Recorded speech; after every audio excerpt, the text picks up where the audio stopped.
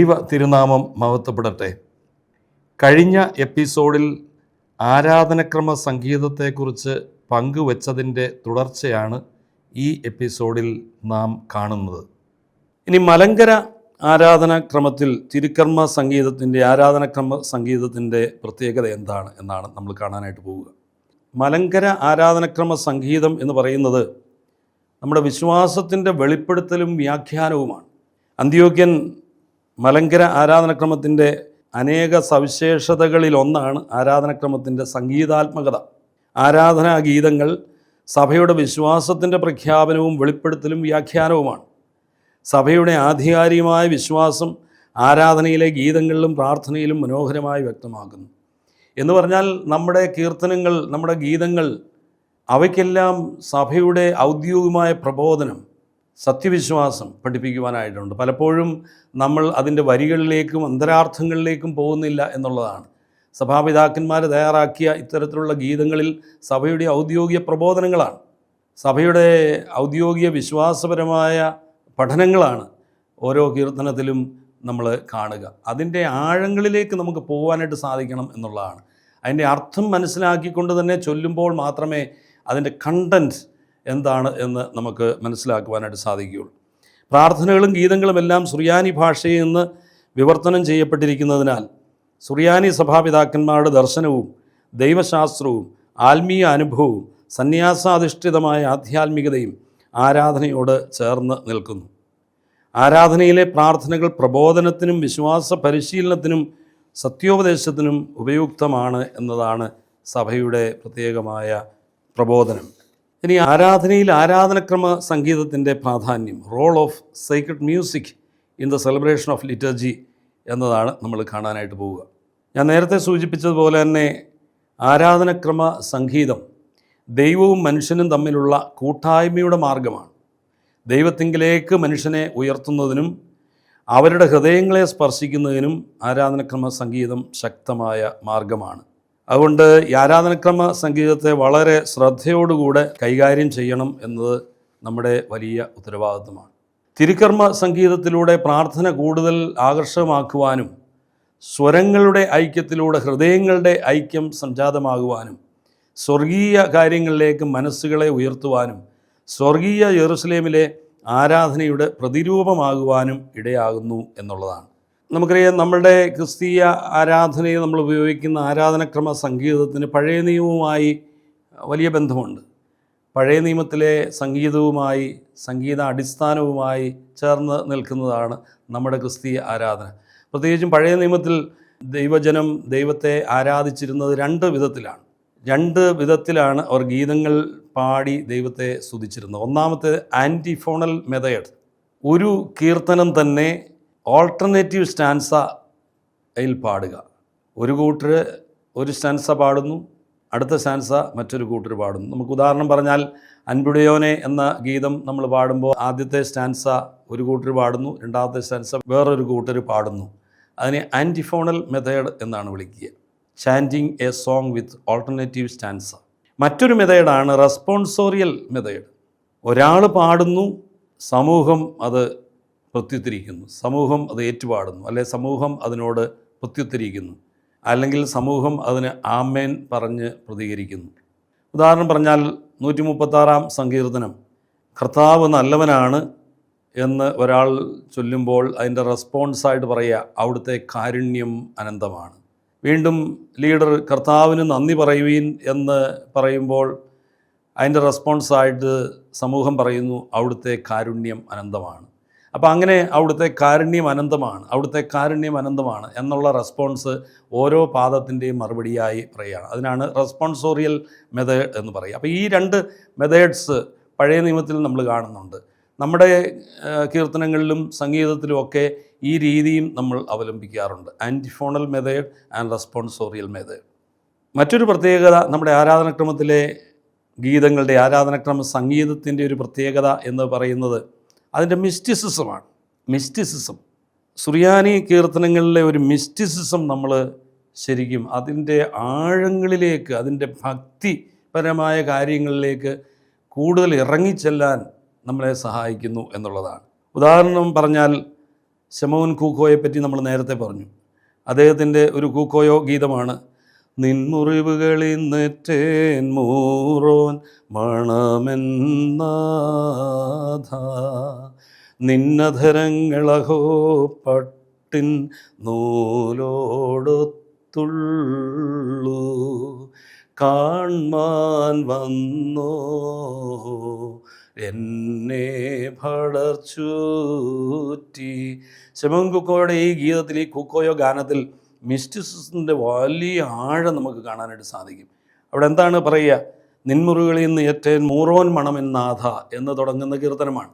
അതായത് കുരിശിൽ കിടക്കുന്ന, വികൃതമാക്കപ്പെട്ട് കിടക്കുന്ന, മുറിവേറ്റ് കിടക്കുന്ന, മുറിവിൽ നിന്ന് രക്തം വാർന്നു കിടക്കുന്ന ആ മുറിവുകളിലേക്ക് നോക്കി കവി പാടുകയാണ്, നിൻ്റെ മുറിവുകളിൽ നിന്ന് ഇറ്റിറ്റ് വീഴുന്നത് മൂറോൻ്റെ മണമായിട്ടാണ് അനുഭവപ്പെടുക. നിൻ്റെ അധരങ്ങളഹോ പട്ടിൻ നൂലോട്, നിൻ്റെ അധരങ്ങൾ പട്ടിൻ്റെ നൂലിന് സമമാണ്. അത് കാൺമാൻ വന്ന എന്നെ ഭടന്മാർ ചുറ്റി, അവരെ വിട്ട് ഞാൻ ഗോകുൽത്തായിലേക്ക് ഓടി എന്ന് പറയുന്ന ഗീതമാണ്. അപ്പോൾ മുറിവേറ്റ് കിടക്കുന്ന ആ ശരീരത്തിൽ നിന്ന് ഇറ്റിറ്റ് വീഴുന്നത് മൂറോനായിട്ടും മൂറോൻ്റെ മണമായിട്ടും അനുഭവപ്പെടുന്ന ഒരു മിസ്റ്റിസം. വീണ്ടും അടുത്ത സ്റ്റാൻസയിൽ നമ്മൾ കാണുന്നത് എന്നെ മയക്കി നിൻ നൽ സൗന്ദര്യം നാഥ. ഈ മുറിവേറ്റ് വാർന്നു കിടക്കുന്ന, വികൃതമായി കിടക്കുന്ന ആ കുരിശിൻ്റെ ചുവട്ടിൽ വന്നു നിന്നിട്ട് അത് കണ്ടിട്ട് എന്നെ മയക്കി നിൻ്റെ നല്ല സൗന്ദര്യം എന്ന് പറയുകയാണ്. അതൊരു മിസ്റ്റിക്കിന് മാത്രമേ പറയാൻ സാധിക്കുകയുള്ളൂ. ആ മിസ്റ്റിസിസം ഉള്ള വ്യക്തിക്ക് മാത്രമേ അങ്ങനെ എഴുതാൻ സാധിക്കുകയുള്ളൂ.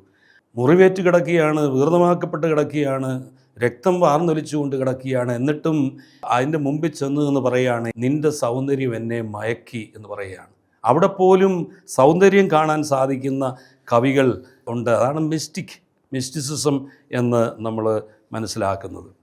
നമ്മുടെ ആരാധനാക്രമ സംഗീതത്തിൻ്റെ മറ്റൊരു പ്രത്യേകതയാണ് അഷ്ടരാഗങ്ങളിൽ നമ്മുടെ കീർത്തനങ്ങൾ, ആരാധനാ ഗീതങ്ങൾ പാടാൻ സാധിക്കുന്നു എന്നുള്ളത്. അഷ്ടരാഗങ്ങളെപ്പറ്റി ഞാൻ നേരത്തെ സൂചിപ്പിച്ചതാണ്. 5-6 നൂറ്റാണ്ട് ജീവിച്ചിരുന്ന അന്ത്യോക്യായിലെ സേവേറിയോസ് ആണ് സുറിയാനി ഗീതങ്ങൾ ഓരോ ദിവസത്തിനും തിരുനാളുകൾക്കും അനുയോജ്യമായ വിധത്തിൽ അഷ്ടരാഗങ്ങളായി, അഷ്ടനിറങ്ങളിലായി പാടാമെന്ന് കണ്ടുപിടിച്ചതെന്നാണ് വിശ്വസിക്കപ്പെടുന്നത്. സുറിയാനി സംഗീതം അത്തരത്തിൽ പാടുന്നതിനെ എക്കാറ അല്ലെങ്കിൽ എക്കാറോ അല്ലെങ്കിൽ ഒക്തോ എക്കോസ് എന്നാണ് വിളിക്കുക. എന്ന് പറഞ്ഞാൽ ഒരു ഗീതം തന്നെ 8 നിറത്തിൽ, 8 ട്യൂണിൽ, 8 രാഗങ്ങളിൽ പാടാൻ കഴിയും എന്നുള്ളതാണ് ഈ അഷ്ടരാഗങ്ങളുടെ പ്രത്യേകത. ഉദാഹരണം പറഞ്ഞാൽ വിശുദ്ധ ദൈവമാതാവിൻ്റെ കുക്കിലിയോൻ, നിന്നാൾ സ്തുതിയോട് രാജമകൾ എന്ന ഗീതം നമുക്ക് പലർക്കും വളരെ പരിചിതമായ ഒരു കുക്കിലിയോനാണ്. അത് 8 നിറങ്ങളിൽ പാടാൻ സാധിക്കും എന്നുള്ളതാണ്. അത് കുക്കിലിയോൻ്റെ പെദ്ഗോമോ മാത്രമല്ല, അത് എഗ്ബോ ആണെങ്കിലും കോലോ ആണെങ്കിലും ബോഹുസോ ആണെങ്കിലും അങ്ങനെയുള്ള ഗീതങ്ങളെല്ലാം 8 നിറങ്ങളിൽ പാടാൻ സാധിക്കുന്നു എന്ന് പറയുന്നത് സുറിയാനി സംഗീതത്തിൻ്റെ ഏറ്റവും വലിയ മനോഹാരിതയാണ്. ഒരു ട്യൂണ് തന്നെ 8 ട്യൂണുകളിൽ പാടുക എന്ന് പറയുന്നത്. ഉദാഹരണത്തിന് നിന്നാൾ സ്തുതിയുടെ രാജമകൾ എന്ന കീർത്തനം നമ്മൾ 8 രാഗങ്ങളിലായിട്ട് പാടുവാനായിട്ട് പോവുകയാണ്.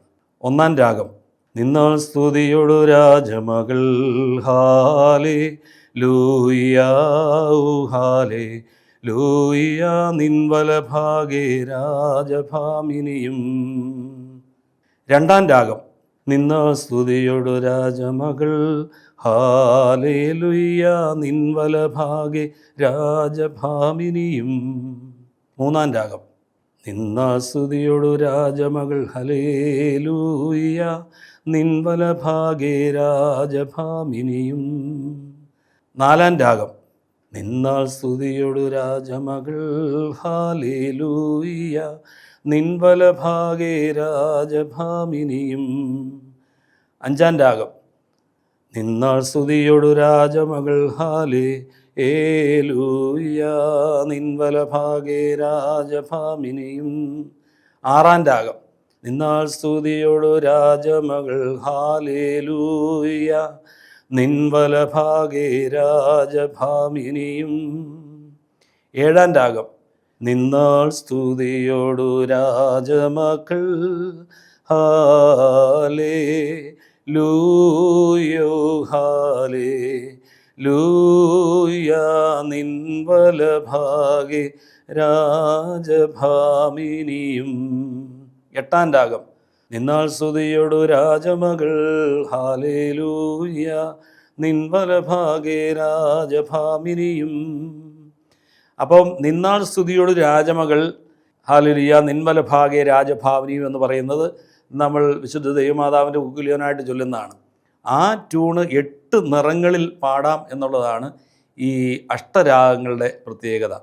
അതിൻ്റെ ഒരു സാമ്പിളാണ് എല്ലാ രാഗങ്ങളിലുമായിട്ട് പാടി വെച്ചത്. അത് സുറിയാനി സംഗീതത്തിൻ്റെ ഏറ്റവും വലിയ മനോഹാരിതയാണ്. മറ്റൊരു സംഗീതത്തിനും അവകാശപ്പെടാനില്ലാത്ത ഒരു വലിയ അഭിമാനകരമായ കാര്യമാണ് സുറിയാനി സംഗീതത്തിലെ അഷ്ടരാഗങ്ങൾ.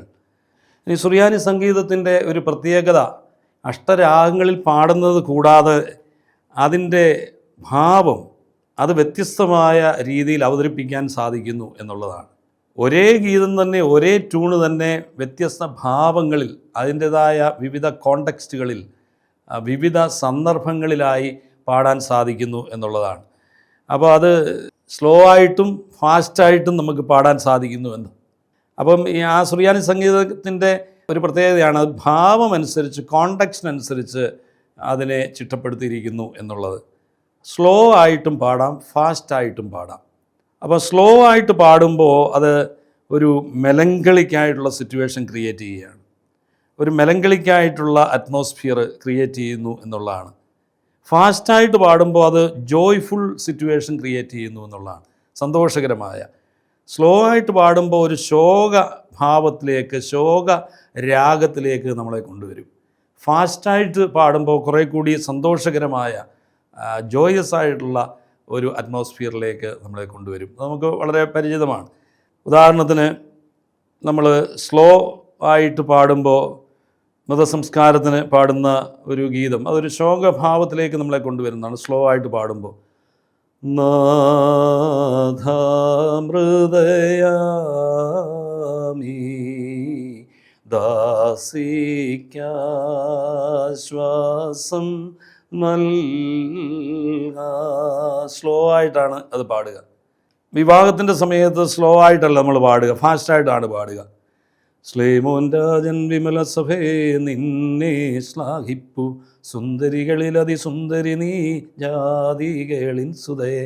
അപ്പോൾ ഈ 2 ടൈപ്പിലുള്ള കീർത്തനങ്ങൾ അത് സ്ലോ ആയിട്ട് പാടുമ്പോൾ ശോകഭാവത്തിലേക്കും അത് ഫാസ്റ്റായിട്ട് പാടുമ്പോൾ സന്തോഷ രാഗത്തിലേക്കും സന്തോഷത്തിൻ്റെതായ കോണ്ടെക്സ്റ്റിൽ ഉള്ള സന്ദർഭങ്ങളിലേക്ക് നമ്മളെ കൊണ്ടുവരും. അതോടൊപ്പം തന്നെ മറ്റൊരു പ്രത്യേകതയാണ് ഒരേ ട്യൂണ് തന്നെ സ്ലോ ആയിട്ടും ഫാസ്റ്റായിട്ടും പാടാം എന്നുള്ളതാണ്. ഒരേ കീർത്തനം തന്നെ, ഒരേ ട്യൂണ് തന്നെ സ്ലോ ആയിട്ട് പാടുമ്പോൾ അതൊരു ശോക മെലങ്കളിക്കായിട്ടുള്ള ഒരു സിറ്റുവേഷൻ ക്രിയേറ്റ് ചെയ്യും. ഫാസ്റ്റായിട്ട് ആ പാട്ട് പാടുമ്പോൾ അത് ജോയസ് ആയിട്ടുള്ള, ജോയ്ഫുള്ളായിട്ടുള്ള ഒരു അന്തരീക്ഷത്തിലേക്ക് നമ്മളെ കൊണ്ടുവരികയും ചെയ്യും. ഉദാഹരണത്തിന് ഞായറാഴ്ച എന്ന് പറയുന്നത് സന്തോഷത്തിൻ്റെ ദിവസമാണ്. കാരണം അത് വീക്ക്ലി ഈസ്റ്ററാണ്. കർത്താവിൻ്റെ ഉയർപ്പിനെ എല്ലാ ആഴ്ചയും നമ്മൾ ഞായറാഴ്ചയാണ് ഓർക്കുക, വീക്ക്ലി ഈസ്റ്റർ. അപ്പോൾ സന്തോഷത്തിൻ്റെ ദിവസമാണ്, ജോയസ് ആയിട്ടുള്ള ഒരു ദിവസമാണ്, ജോയ്ഫുള്ളായിട്ടുള്ള ഒരു ദിവസമാണ്. അതുകൊണ്ട് ഞായറാഴ്ചയുടെ ഗീതങ്ങളൊക്കെ അല്പം ഫാസ്റ്റായിട്ടും സന്തോഷപ്രദമായ രീതിയിലുമാണ് ചിട്ടപ്പെടുത്തിയിരിക്കുക. ഉദാഹരണത്തിന് പറഞ്ഞാൽ നാഥ നിൻ രാജ്യത്തിൻ മഹിമാഗമനേ ശ്ലീബാച്ചിറക്കാൽ ഞങ്ങളെ മൂടി കൊള്ളേണമേ. അത് തന്നെ സ്ലോ ആയിട്ട് ആ ട്യൂണ് പാടിയാൽ നിൻ ശരണേ മൃതയാ ദാസിക്കുദ്ധാനം നവ്യതയേകട്ടെ.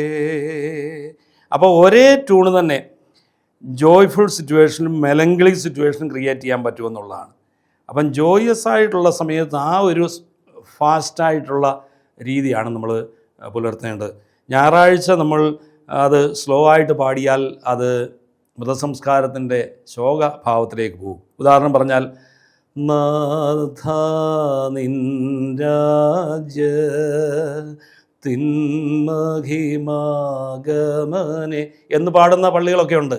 അത് നിൻ ശരണേ മൃദയാം ദാസിക്കുദ്ധാനം എന്നതുപോലെ ആയിപ്പോവും.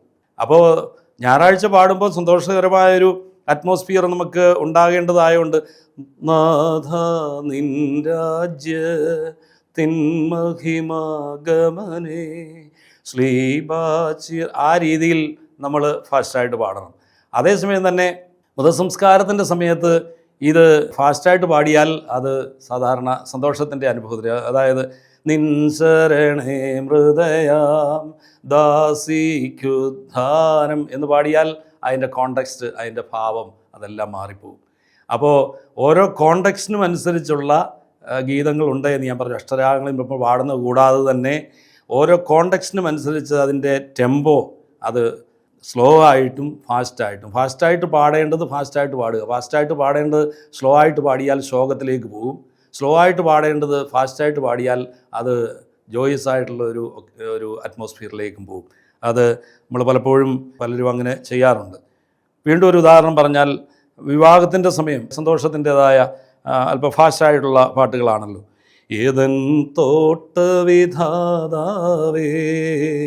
നീയാണൻ യുവമണവാളൻ, അത് നമ്മൾ വിവാഹത്തിൻ്റെ സമയത്ത് പാടുന്ന ഒരു സ്റ്റൈലാണ്, അല്പം ഫാസ്റ്റായിട്ട്. എന്നാൽ നമ്മൾ മതസംസ്കാരത്തിൻ്റെ, പ്രത്യേകിച്ചും വൈദികരുടെ മതസംസ്കാരത്തിൻ്റെ സമയത്ത് ഇതേ ട്യൂൺ തന്നെ അത് സ്ലോ ആക്കി പാടുമ്പോൾ അത് ഫ്യൂണറലിൻ്റെ മതസംസ്കാരത്തിൻ്റെ ഭാഗമായിട്ട് ശോകമായിട്ട് മാറും. അതായത് പാവനമദ്ബഹ നിന്നോടു ഞാൻ യാത്ര പറഞ്ഞിടുന്നേരം ശോകമായി. അതേസമയം പാവനമദ്ബഹ നിന്നോടു ഞാൻ യാത്ര പറഞ്ഞിടുന്ന എന്ന് പാടുന്നതും തെറ്റാണ്. അത് വിവാഹത്തിൻ്റെ ആ ഒരു ഫാസ്റ്റായിട്ടുള്ള മൂഡിലേക്ക് വരുന്നത് പോലെയാകും. അതുപോലെ തന്നെ ഏതൻ തോട്ട വിധാതാവേ വിവാഹത്തിൻ്റെ സമയത്ത് സ്ലോ ആയിട്ട് പാടിയാൽ അത് ശോകത്തിലേക്ക്. ഏതൻ തോട്ട വിധാതാവേ എന്ന് പാടിയാൽ പാവനമദ്ബഹ നിന്നോടു ഞാൻ എന്നതുപോലെ ആയിപ്പോവും. അപ്പോൾ ഈ ഫാസ്റ്റായിട്ട് പാടേണ്ട ജോയസ് ആയിട്ടുള്ള ഒക്കേഷൻ, അങ്ങനെ ഒരു അറ്റ്മോസ്ഫിയർ ക്രിയേറ്റ് ചെയ്യേണ്ടുന്ന അവസരത്തിൽ അങ്ങനെ തന്നെ അത് ചെയ്യണം. അതുപോലെ തന്നെ ശോകഭാവം വരേണ്ടുന്ന അവസരങ്ങളിൽ അത് സ്ലോ ആയിട്ടും പാടുന്ന ഒരു രീതിയാണ് നമ്മുടെ ആരാധനാക്രമത്തിലുള്ളത്. പക്ഷേ ഇന്ന് ജോയസ് ആയിട്ടുള്ള സിറ്റുവേഷനും വളരെ മെലങ്കളിക്കായിട്ടുള്ള സോറോഫുള്ളായിട്ടുള്ള സിറ്റുവേഷനും ഒക്കെ കൺഫ്യൂസ്ഡ് ആയിട്ടാണ് നമ്മൾ പലപ്പോഴും അത് സോളമാക്കുന്നതിന് വേണ്ടി അല്പം സോളമാക്കിയേക്കാം എന്ന് വിചാരിച്ച് വലിച്ചു നീട്ടി പാടുന്നവരുണ്ട്. ഫാസ്റ്റായിട്ട് ഫ്യൂണറലിൻ്റെ സമയത്ത് പാടുന്നവരുണ്ട്. അപ്പോൾ ഒറിജിനൽ ടെമ്പോയിൽ നിന്ന് അത് സൃഷ്ടിച്ച് വച്ചിരിക്കുന്ന അതിൻ്റെ ആ ഒരു വലിയ ചൈതന്യത്തിൽ നിന്ന് നമ്മൾ അതിനെ മാറ്റിക്കളയും എന്നുള്ളതാണ്. അപ്പോൾ ഓരോ ഗീതത്തിനും അത് ചിട്ടപ്പെടുത്തിയിരിക്കുന്ന ഒരു ടെമ്പോ, അതിൻ്റെ രാഗം, അതിൻ്റെ ഭാവം, അതിൻ്റെ കോണ്ടെക്സ്റ്റ് അത് മാറിപ്പോകാൻ പാടില്ല എന്നുള്ളത് നമ്മൾ പ്രത്യേകം ഈ ആരാധനാക്രമ സംഗീതവുമായി ബന്ധപ്പെട്ട് ചിന്തിക്കേണ്ടതാണ്. ഇനി ആരാധനാ സംഗീതത്തിൽ നമ്മൾ ശ്രദ്ധിക്കേണ്ടുന്ന ചില കാര്യങ്ങൾ കൂടി പറഞ്ഞ് ഈ എപ്പിസോഡ് അവസാനിപ്പിക്കുകയാണ്. നമുക്കറിയാം, നമ്മൾ ആരാധനയിൽ പങ്കുചേരുമ്പോൾ, ആരാധനാ സംഗീതത്തിൽ ഒക്കെ നമ്മൾ പങ്കുചേരുമ്പോൾ നമുക്ക് ഒത്തിരിയേറെ കാര്യങ്ങൾ ശ്രദ്ധിക്കാനുണ്ട്. പാട്ടുകൾ നമുക്ക് അറിയാം, പാട്ടുകളുടെ ട്യൂൺ അറിയാം. അതുകൊണ്ട് തന്നെ പാട്ടിൻ്റെ ഒന്നാം ലൈൻ ഇട്ട് കഴിയുമ്പോൾ സ്വിച്ചിട്ട് ഫാൻ കറങ്ങുന്നത് പോലെ തന്നെ ഒന്നാമത്തെ ലൈൻ കേൾക്കുമ്പോഴേ നമ്മൾ രണ്ടാമത്തെ ലൈനിലേക്ക് പോകാൻ നമുക്കറിയാം. കാരണം നമുക്ക് അതിൻ്റെ ട്യൂൺ അറിയാം. പക്ഷേ അതിൻ്റെ വരികളിലെ ആഴങ്ങളിലേക്കും അർത്ഥങ്ങളിലേക്കും പോകാനായിട്ട് പലരും ശ്രമിക്കുന്നില്ല എന്നുള്ളതാണ് ശോചനീയമായ കാര്യം. നമ്മൾ പ്രാർത്ഥിക്കുമ്പോഴും ഗാനങ്ങൾ ആലപിക്കുമ്പോഴും നമ്മൾ ചൊല്ലുന്ന പ്രാർത്ഥനകളിലും നമ്മൾ പാടുന്ന ഗീതങ്ങളിലും അതിൻ്റെ വരികളിലൂടെ നമ്മൾ പോകണം. ആ വരികളിൽ പറഞ്ഞു വച്ചിരിക്കുന്നത് എന്താണ് എന്നുള്ളത് നമ്മൾ മനസ്സിലാക്കുമ്പോഴാണ് പ്രാർത്ഥന നമുക്ക് അനുഭവവേദ്യമാകുന്നത്. അല്ലെങ്കിൽ പ്രാർത്ഥന ഒരിടത്ത് നിൽക്കും, നമ്മൾ വേറെടുത്ത് നിൽക്കും, നമ്മളെ സ്പർശിക്കാതെ പോകും, നമ്മളുമായി യാതൊരു ബന്ധമില്ലാതെ മാറും പ്രാർത്ഥനകൾ. അതേസമയം തന്നെ നമ്മുടെ ഗീതങ്ങൾ, പ്രാർത്ഥനകൾ അതൊക്കെ നമ്മൾ പാടുമ്പോഴും ആലപിക്കുമ്പോഴും അതിൻ്റെ അർത്ഥങ്ങളിലേക്ക് കൂടി ഇറങ്ങി പോകാൻ, പാടുന്നതോടൊപ്പം തന്നെ അതിൻ്റെ അർത്ഥങ്ങളിലേക്ക് കൂടി കടന്നു ചെല്ലാൻ നമുക്ക് സാധിക്കുമ്പോഴാണ് അത് കൂടുതൽ അനുഗ്രഹകരമാകുന്നത്, നമുക്ക് അനുഭവവേദ്യമാകുന്നത്. ഏതാനും ചില കീർത്തനങ്ങൾ മാത്രം ഞാൻ ഇവിടെ പറയാം. നമ്മൾ എപ്പോഴും പാടുന്നതാണ്, നമ്മുടെ യാമ നമസ്കാരത്തിൽ നമ്മൾ പാടുന്ന ഒരു കീർത്തനമാണ്. തനുവതുപോൽ നിൻ ഹൃദയമതും പ്രാർത്ഥനയിൽ നിന്നിടട്ടെ, ദൈവാലയമാക്കുകമേനി ശുദ്ധസ്ഥലമായി മാനസവും. എത്ര മനോഹരമായ ഒരു ഗീതമാണ്. നമ്മൾ പ്രാർത്ഥിക്കുമ്പോൾ നമ്മൾക്കുണ്ടായിരിക്കേണ്ടുന്ന ചില കാര്യങ്ങളെ പറ്റിയാണ് നമ്മൾ ഗീതങ്ങൾ ആലപിക്കുമ്പോൾ. തനുവതുപോൽ നിൻ ഹൃദയമതും, തനു എന്ന് പറഞ്ഞ ശരീരം, ശരീരം പോലെ തന്നെ നിൻ്റെ ഹൃദയമതും പ്രാർത്ഥനയിൽ നിന്നിടട്ടെ. പ്രാർത്ഥനയിൽ ശരീരം കൊണ്ട് നിർത്താൻ നമുക്ക് എളുപ്പമാണ്, നമ്മൾ അവിടെ നിൽക്കും, 2, 3, 4 മണിക്കൂറൊക്കെ വേണമെങ്കിൽ നിൽക്കാം. പക്ഷേ ശരീരം നിൽക്കുന്നത് പോലെ നിൻ്റെ ഹൃദയമതും, അതാണ് തനുവതുപോൽ നിൻ ഹൃദയമതും പ്രാർത്ഥനയിൽ നിന്നിടട്ടെ. എന്നിട്ട് വീണ്ടും പറയുകയാണ്, ദൈവാലയമാക്കുക മേനി, നിൻ്റെ ശരീരം ദൈവാലയമായി മാറണം. പിന്നെന്താണ്? നിൻ്റെ മാനസം, നിൻ്റെ മനസ്സ് ശുദ്ധ സ്ഥലമാകണം. ദൈവാലയമാക്കുക മേനി ശുദ്ധ സ്ഥലമായി മാനസവും. ഒക്കെ നമ്മൾ എത്രയോ പ്രാവശ്യം പാടുന്നതാണ്. പക്ഷേ അതിൻ്റെ ആഴങ്ങളിലേക്ക്, അതിൻ്റെ അർത്ഥത്തിലേക്ക് നമുക്ക് പോകാനായിട്ട് സാധിക്കുന്നില്ല എന്നുള്ളതാണ്. ആരാധനക്രമത്തിൻ്റെ ഗീതങ്ങൾ, ആരാധനക്രമ സംഗീതം എന്ന് പറയുന്നത് നമ്മളെ സ്പർശിക്കാൻ വേണ്ടിയുള്ളതാണ്, നമ്മളെ തൊടാൻ വേണ്ടിയുള്ളതാണ്, നമ്മളെ ചലിപ്പിക്കാൻ വേണ്ടിയുള്ളതാണ്, നമ്മളെ പ്രചോദിപ്പിക്കാൻ വേണ്ടിയുള്ളതാണ്.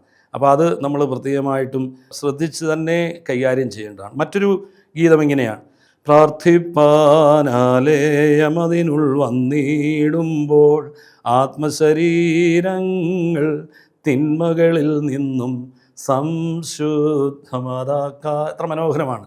അതായത് പ്രാർത്ഥിപ്പാൻ ആലയം അതിനുൾ വന്നിടുമ്പോൾ, പ്രാർത്ഥിക്കുവാനായിട്ട് ആലയത്തിനുള്ളിലേക്ക് വന്നിടുമ്പോൾ ആത്മശരീരങ്ങൾ തിന്മകളിൽ നിന്നും സംശുദ്ധമാതാക്കാം. ആത്മാവും ശരീരവും തിന്മകളിൽ നിന്നും സംശുദ്ധമാക്കുക, വിശുദ്ധമാക്കുക. അപ്പം പ്രാർത്ഥിക്കാനായിട്ട് വരുമ്പോൾ പ്രാർത്ഥനകൾ ചൊല്ലുന്നു എന്നുള്ളതല്ല, ഗീതങ്ങൾ ആലപിക്കുന്നു എന്നുള്ളതല്ല, അതിന് നമ്മളൊരു കളമൊരുക്കണം. അത് നമുക്ക് അനുഭവവേദ്യമാകുവാനായിട്ട് ചില കാര്യങ്ങൾ ചെയ്യണം. എന്താണ് ചെയ്യേണ്ടത്? ആത്മശരീരങ്ങൾ തിന്മകളിൽ നിന്ന് വിശുദ്ധമാക്കണം, സംശുദ്ധമാക്കണം എന്നാണ് അവിടെ പറയുക. വീണ്ടും നമ്മൾ ഒരു കീർത്തനം പാടാറുണ്ട്: പ്രാർത്ഥിപ്പാൻ നിന്നിടുമ്പോൾ ചിന്തകൾ കേന്ദ്രീകൃതമാക്ക, കടിഞ്ഞാണിട്ടു നയിക്കവേ ഹൃദയാനുതാപത്തിനായി. എത്ര മനോഹരമായൊരു പ്രാർത്ഥനയാണ്, ഗീതമാണ്. പ്രാർത്ഥിപ്പാൻ നിന്നിടുമ്പോൾ ചിന്തകൾ കേന്ദ്രീകൃതമാക്കുക, ഒരൊറ്റ പോയിന്റിലേക്ക് കേന്ദ്രീകരിക്കണം. പ്രാർത്ഥിപ്പാൻ നിന്നിടുമ്പോൾ പലവിധ ചിന്തകളല്ല, ഒരേ ചിന്ത ഒരു വ്യക്തിയിലേക്ക്, ഒരു പോയിന്റിലേക്ക് കേന്ദ്രീകൃതമാക്കുക. കടിഞ്ഞാണിട്ട് നയിക്കവയെ ഹൃദയ അനുതാപത്തിനായി. മറ്റു ചിന്തകളൊക്കെ ഉണ്ടെങ്കിൽ കടിഞ്ഞാണിട്ട് അവയെ നയിക്കണം, നിയന്ത്രിക്കണം. എന്തിനു വേണ്ടിയാണ്? ഹൃദയത്തിൻ്റെ അനുതാപത്തിനായി. അപ്പോൾ ഹൃദയത്തിൻ്റെ അനുതാപത്തിനായി ഒരേ ദിശയിലേക്ക്, ഒരേ പോയിന്റിലേക്ക് നമ്മുടെ ചിന്തകൾ കേന്ദ്രീകരിക്കണം. ഇല്ല എങ്കിൽ അനുതാപചിന്ത ഉണ്ടാകില്ല, പ്രാർത്ഥന ഗീതങ്ങൾ നമുക്ക് അനുഭവവേദ്യമാകുകയില്ല. അപ്പോൾ അത് വളരെ പ്രധാനപ്പെട്ടതാണ്. നമ്മൾ സിറോ മലബാർ സഭയിലും വിശുദ്ധ കുർബാനയുടെ സമയത്ത് ശുശ്രൂഷകൻ പറയുന്ന ഒരു പ്രാർത്ഥനയുണ്ടല്ലോ, ഹൃദയം കൊണ്ട് നിങ്ങൾ പ്രാർത്ഥിപ്പീൻ എന്ന് പറയുന്നുണ്ട്. അപ്പോൾ ശരിക്കും ഹൃദയം കൊണ്ടാണ് പ്രാർത്ഥിക്കേണ്ടത്, അധരം കൊണ്ടല്ല. അധരം കൊണ്ട് പറഞ്ഞ് നമ്മൾ തൃപ്തിപ്പെട്ടു പോവുകയാണ്. അധരം കൊണ്ട് പറയുന്നതിനേക്കാൾ ഹൃദയം കൊണ്ട് പ്രാർത്ഥിക്കുന്നതിനാണ് ഏറ്റവും വലിയ അർത്ഥമുണ്ടാകുക, അത് അനുഭവവേദ്യമായി നമുക്ക് മാറുക. എത്രയോ ഗീതങ്ങളും പ്രാർത്ഥനകളുമാണ് അർത്ഥം മനസ്സിലാക്കാതെ നമ്മൾ പാടുകയും ചൊല്ലുകയും ഒക്കെ ചെയ്തിട്ടുള്ളത്. കാണാതെ പഠിച്ചിട്ടുള്ളതും കേട്ട് പഠിച്ചിട്ടുള്ളതും ഒക്കെ അറിയാതെ ഉരുവിട്ടുകൊണ്ടിരിക്കുകയാണ്. നേരത്തെ ഞാൻ സൂചിപ്പിച്ച പോലെ തന്നെ, സ്വിച്ച് ഇടുന്ന പോലെ തന്നെ ഒന്ന് തുടങ്ങി വെച്ചാൽ പിന്നെ അതങ്ങ് അങ്ങനെ പോവുകയാണ്, അതിൻ്റെ അർത്ഥങ്ങളിലേക്കൊന്നും പോകാറില്ല. നമ്മുടെ ആരാധനാക്രമത്തിൻ്റെ ഒരു പ്രത്യേകത എന്ന് പറയുന്നത്, ഭംഗിയായിട്ട് പാടുമ്പോഴാണ് അത് കൂടുതൽ ആസ്വാദികരമാകുന്ന, അനുഭവവേദ്യമാകുന്നത്. നമ്മുടെ ആളുകളെ സംബന്ധിച്ചിടത്തോളം നമുക്കുള്ള ഒരു ചെറിയ പ്രയാസം എന്ന് പറയുന്നത്, അങ്ങനെ കൃത്യമായി പാട്ടുകൾ പഠിക്കാൻ അവർക്ക് അവസരം ലഭിച്ചിട്ടില്ല എന്നുള്ളതാണ്. എങ്ങനെയാണ് പാട്ട് പഠിച്ചതെന്ന് ചോദിച്ചാൽ, എങ്ങനെ കേട്ടോ അങ്ങനെ പഠിച്ചു. എവിടെയോ അല്ലെങ്കിൽ സ്വന്തം ഇടവകയിലോ സ്ഥാപനങ്ങളിലോ ഒക്കെ നിന്ന് കേട്ടതാണ് പഠിച്ചത്. എങ്ങനെ കേട്ടു എന്നുള്ളതാണ്. തെറ്റായിട്ട് കേട്ടതാണെങ്കിൽ തെറ്റായിട്ട് കേട്ട് പഠിച്ചു, ശരിയായിട്ടുള്ളതാണ് ശരിയായിട്ട് കേട്ട് പഠിച്ചു എന്നുള്ളതാണ്. അപ്പോൾ അതുകൊണ്ട് പലപ്പോഴും നമ്മുടെ പല പാട്ടുകളും അതിൻ്റെ ശരിക്കുമുള്ള ഭാവത്തിൽ നിന്നും അർത്ഥത്തിൽ നിന്നും ഒക്കെ മാറിയാണ് പലപ്പോഴും നമ്മൾ പാടുന്നത്. അതിന് ശരിയായ ആ ഭാവത്തിൽ പാടിയെടുക്കാൻ, നന്നായി ആലപിക്കാൻ നമുക്ക് സാധിക്കുന്നില്ല എന്നുള്ളതാണ്. സുറിയാനി സംഗീതത്തിൻ്റെ ഒരു പ്രത്യേകത എന്ന് പറയുന്നത്, അതിൻ്റെ ചിട്ടപ്പെടുത്തിയിരിക്കുന്ന ഭാവത്തിലും അർത്ഥത്തിലും ലയത്തിലും ഒക്കെ നമ്മൾ പാടുക എന്നുള്ളതാണ്. അതാണ് നമുക്ക് കൂടുതൽ അനുഭവവേദ്യമാകുക. വീണ്ടും നമ്മൾ പാടുന്ന ഒരു ഗീതമാണല്ലോ. കടലിൽ യാനം ചെയ്യും നേരം അതിജാഗ്രതയുള്ളോൻ, നാവികനെ പോൽ ധനമെല്ലാം കടലിൽ താഴായ്വാൻ ജാഗ്രതയോട് പ്രാർത്ഥിക്കുക നാം സോദരരെ, പാപ കടലിൽ നരകേ താഴായ്വാൻ. മനോഹരമായൊരു കീർത്തനമാണ്. ഞാൻ സുറിയാനി ആരാധനാക്രമത്തിലെ, നമ്മുടെ ആരാധനാക്രമത്തിലെ ഗീതങ്ങളുടെ പ്രത്യേകിച്ചും എങ്ങനെ പാടണം, എങ്ങനെ പ്രാർത്ഥിക്കണം എന്നുള്ളതിനെ പറ്റിയാണ് ഈ പറഞ്ഞുകൊണ്ടിരിക്കുക. ഇവിടെ പറയാണ്, കടലിൽ യാനം ചെയ്യും നേരം അതിജാഗ്രതയുള്ളോൻ നാവികനെ പോൽ ധനമെല്ലാം തൻ്റെ ധനമെല്ലാം കടലിൽ താഴായ്വാൻ ജാഗ്രതയോടെ ഇരിക്കുന്ന നാവികനെ പോലെ വേണം നമ്മൾ പ്രാർത്ഥിക്കാൻ. ജാഗ്രതയോടെ പ്രാർത്ഥിക്കുക നാം. എന്തിനാണ്? സോദരരെ, പാപക്കടലിൽ നരകേ താഴായ്വാൻ, പാപക്കടലിൻ്റെ നരകത്തിൽ താഴാതിരിക്കുവാൻ നമ്മൾ ജാഗ്രതയോടെ പ്രാർത്ഥിക്കണം എന്നുള്ളതാണ്. വീണ്ടും ശീമോ പ്രാർത്ഥനയിൽ നമ്മൾ കാണുന്നത്, അപ്രേ ഞാൻ മരണം പോകും പത്രിക എഴുതിയിടുന്നേവം, എൻ പിൻഗാമികളായോ കായ് സാക്ഷ്യമതായിടാൻ. എന്നിട്ട് പറയാണ്, അപ്രയം പറയാണ്, 4-ാം നൂറ്റാണ്ട് ജീവിച്ചിരുന്ന അപ്രയം മരിക്കുന്നതിന് മുമ്പ് ഒരു വിൽപ്പത്രം എഴുതിയ കാര്യമാണ്. അതായത് മറ്റു കാര്യങ്ങളൊന്നുമല്ല വിൽപ്പത്രം എഴുതിയ. അദ്ദേഹത്തിന് തൻ്റെ പിൻഗാമികളായവർക്ക് സാക്ഷ്യം നൽകാനായിട്ടൊരു പത്രിക എഴുതി, ഒരു വിൽപ്പത്രം എഴുതി. അതിൽ പറയുന്നത് എന്താണ്? പ്രാർത്ഥനയിൽ സ്ഥിരമായി നിൽപ്പീൻ രാപകൽ എല്ലായ്പ്പോഴും. ഈ വിൽപ്പത്രത്തിൽ ഈ ഒരു കാര്യം എഴുതിയിട്ടുള്ളൂ. തൻ്റെ ശിഷ്യന്മാർക്ക്, തൻ്റെ പിറകെ വരുന്നവർക്ക്, പിൻഗാമികൾക്ക് അവർക്ക് സാക്ഷ്യം കൊടുക്കാനായിട്ട് അപ്രയം 4-ാം നൂറ്റാണ്ട് എഴുതി വെച്ചിരുന്ന ഒരു വിൽപ്പത്രമാണ്. അതിൽ അദ്ദേഹം എഴുതി വെച്ചിരിക്കുന്നത് എന്താണ്? പ്രാർത്ഥനയിൽ സ്ഥിരമായി നിൽപ്പീൻ രാപകൽ എല്ലായ്പ്പോഴും. രാവും പകലും ഒക്കെ പ്രാർത്ഥനയിൽ സ്ഥിരമായി നിൽക്കണം. എന്നിട്ട് വീണ്ടും പറയാണ്, പല ഒരു കർഷകൻ ഉഴുതിയിടിൽ വിളവധികം നന്നായിടും. ഒരു കർഷകൻ തൻ്റെ വിളഭൂമിയിൽ നിരവധി പ്രാവശ്യം ഉഴുതിയിടുമ്പോഴാണ് വിളവധികം ലഭിക്കുക. എന്നിട്ട് അപ്പുറം പറയാണ്, മടിയന്മാർ സമമായിടരുതേ, കളകൾ നിറയും അവർ തൻ വയലിൽ. മടിയന്മാരായാൽ ഈ വയലിലെല്ലാം കളകൾ നിറയും. എന്നിട്ട് വീണ്ടും പറയാണ്, പ്രാർത്ഥനയിൽ സ്ഥിരമായി നിൽപ്പീൻ, അതിനെ സ്നേഹിപ്പോൻ നേടും അധികമതാം പ്രതിഫലവും ഇഹപരലോകങ്ങളിൽ. പ്രാർത്ഥനയെ സ്നേഹിക്കുന്നവനാണ് ഇഹപരലോകങ്ങളിൽ അധികമായിട്ടുള്ള പ്രതിഫലം നേടുന്നത്. ഇത്ര മനോഹരമായ കാര്യമാണ്. നമ്മൾ പ്രാർത്ഥനകളിലും ഗീതങ്ങളിലും ഒക്കെ സംബന്ധിക്കുമ്പോൾ, അല്ലെങ്കിൽ അത് ആലപിക്കുമ്പോൾ നമുക്ക് ഉണ്ടാകേണ്ടുന്ന ഒരു അടിസ്ഥാനപരമായ കാര്യം, ആ പ്രാർത്ഥന എൻ്റേതായി മാറണം. ഞാൻ ചൊല്ലുന്ന ഗീതങ്ങൾ അത് എന്നെ ചലിപ്പിക്കണം, എനിക്ക് എൻ്റെ ജീവിതത്തെ പ്രചോദിപ്പിക്കണം. അതെന്നെ തൊടാതെ പോകരുത് എന്ന അടിസ്ഥാനമായ ഒരു ബോധ്യം നമുക്കുണ്ടാകണം. അതെന്നെ തൊടണം. അത് എൻ്റെ ജീവിതത്തെ കുറേ കൂടി ബലപ്പെടുത്താൻ, ശക്തിപ്പെടുത്താൻ, ദൈവവുമായിട്ടുള്ള ബന്ധത്തിന് ആഴപ്പെടുത്താൻ, ഒരു ദൈവാനുഭവം സൃഷ്ടിക്കാൻ എൻ്റെ പ്രാർത്ഥനകളും ഗീതങ്ങളും അത് ഇടയാക്കണം. ആരാധനാ സംഗീതം അതിനു വേണ്ടിയാണ്. ആരാധനാ സംഗീതത്തിലൂടെയാണ് നമ്മൾ ദൈവത്തെ വളരെ അടുത്ത് നമ്മൾ കണ്ടുമുട്ടുന്നതും ആ ഒരു ബന്ധം നമുക്ക് കാത്തു സൂക്ഷിക്കുവാനായിട്ട് സാധിക്കുന്നതും. അതുകൊണ്ട് ഈ ഒരു അവസരത്തിൽ ഈ ആരാധനാ സംഗീതത്തെ നമുക്ക് ആരാധനയുടെ അവിഭാജ്യ ഘടകമായിട്ട് നമുക്ക് കാണാം. ആരാധന അനുഭവവേദ്യമാകുന്നതിന് ആരാധനാ സംഗീതത്തിന് വലിയ പ്രാധാന്യമുണ്ട്. ആരാധനാ സംഗീതം കൂടുതൽ പഠിക്കാൻ, അതറിയാൻ, അത് വേണ്ടുന്ന പോലെ അത് ഉപയോഗിക്കാൻ, അത് നമുക്ക് കൂടുതൽ ആനന്ദകരമാകാൻ, ശക്തി നൽകാൻ ഒക്കെ ഉള്ള ഒരു മാർഗമായിട്ട് നമ്മളതിനെ കാണണം. അതാണ് സഭ ആഗ്രഹിക്കുന്നു. അതുകൊണ്ടാണ് സാക്രോസാന്തം കൊഞ്ചിയിലത്തിൻ്റെ 7 അധ്യായങ്ങൾ, ഒരധ്യായം മുഴുവൻ ഈ തിരുക്കർമ്മ സംഗീതത്തെപ്പറ്റി, ആരാധനക്രമ സംഗീതത്തെപ്പറ്റി പറയുക. പ്രത്യേകിച്ചും നമ്മുടെ അന്ത്യോക്യൻ പാരമ്പര്യത്തിൽ നമ്മൾ സുറിയാനി സംഗീതം ഉപയോഗിക്കുമ്പോൾ ആ സുറിയാനി സഭാപിതാക്കന്മാർ ചിട്ടപ്പെടുത്തിയ ഈ ഗീതങ്ങൾ അവർ ഉദ്ദേശിച്ച, അവരാഗ്രഹിച്ച അതേ ചൈതന്യത്തിൽ അതിൻ്റെ വരികളാണെങ്കിലും അതിൻ്റെ ഈണങ്ങളാണെങ്കിലും അത് നമ്മൾ മനസ്സിലാക്കി ചെയ്യുമ്പോഴാണ് അത് നമുക്ക് വളരെ അനുഗ്രഹമാകുന്നത്.